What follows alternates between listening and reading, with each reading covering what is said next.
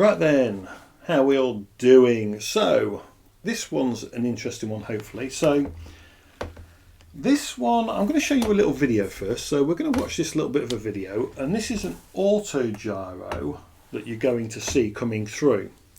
And then I'm going to give you some more details on why they shouldn't have been where they were, or as high as they were. See if you can spot why they shouldn't have been there, spot the issues with the manned aviation flight, and did our drone pilot do the right thing? Let's watch the video of what happened first.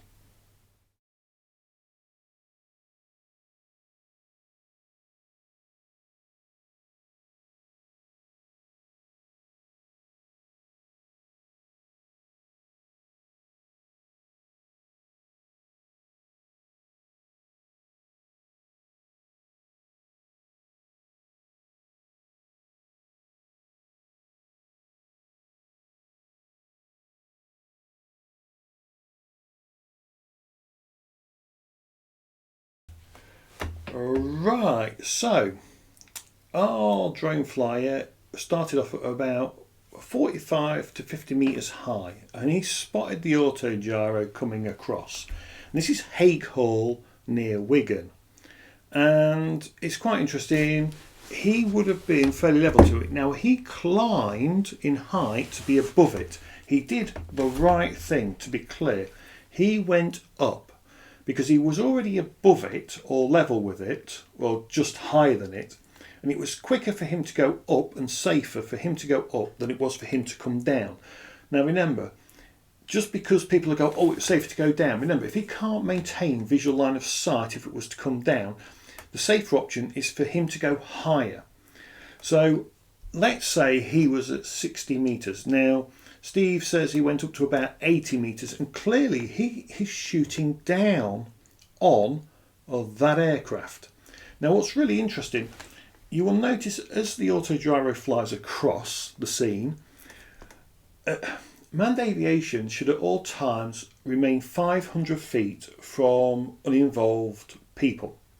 So be it houses, be it cars and stuff, they should never be below 500 feet if they're near people. In the open countryside, there's a big misconception. If there's a big open field and there's no one around, can they fly below 500 feet? Yes, manned aviation can. Again, it's the same as the drone. It's uninvolved people, and it's not, again, it's the bubble around. I'm going to say it's a bubble around the aircraft. It's not a bubble around the person, but it's easier to say bubble around the aircraft at 500 feet. Should be no uninvolved people, houses, cars, and clearly at Hague Hall there's a golf course there we can see in shot. There's people there playing.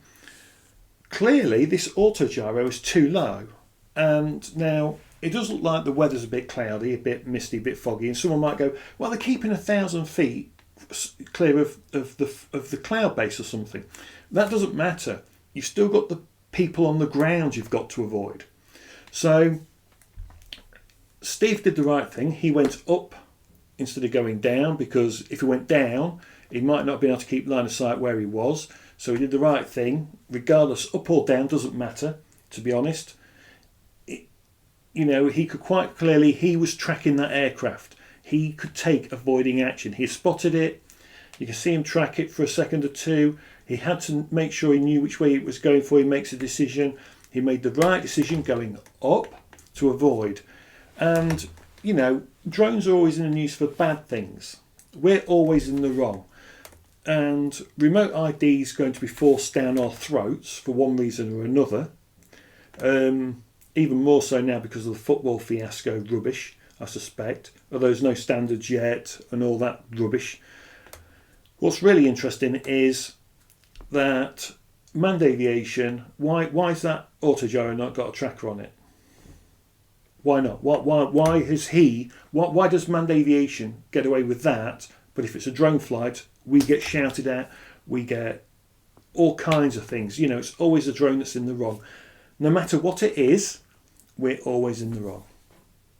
But I thought I'd just like to show you that video, and just remember, going down isn't always the right answer. Sometimes going up to keep visual line of sight, to make sure that you can avoid aircraft is the right thing to do.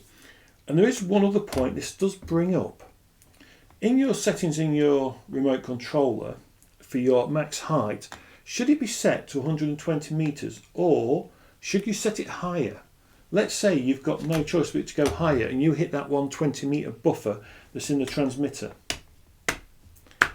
That could be bad news for you. And, you know, especially if you're flying off a hill or something and you need that height and you technically, or you're in the valley and you need to be able to go up but you can't, you know, it could be bad for you.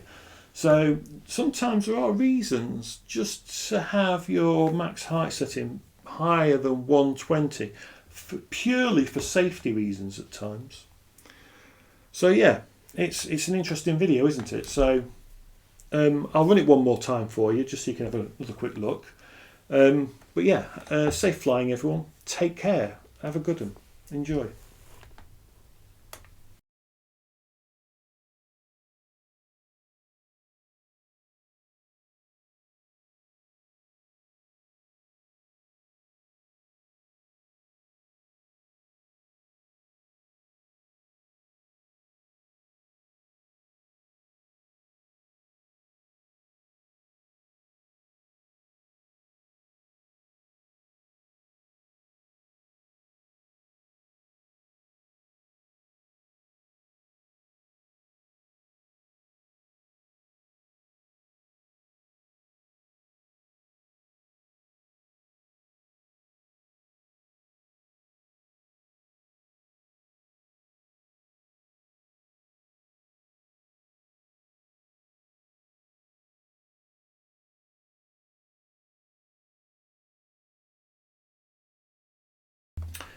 Right, the 1000 subscriber video winner, Brian Forward. So Brian Forward, can you PM me your postal address and I will send you something in the post. So yeah, just get in touch via the back end of the channel, send me a direct message, a private message, and I will get something out to you.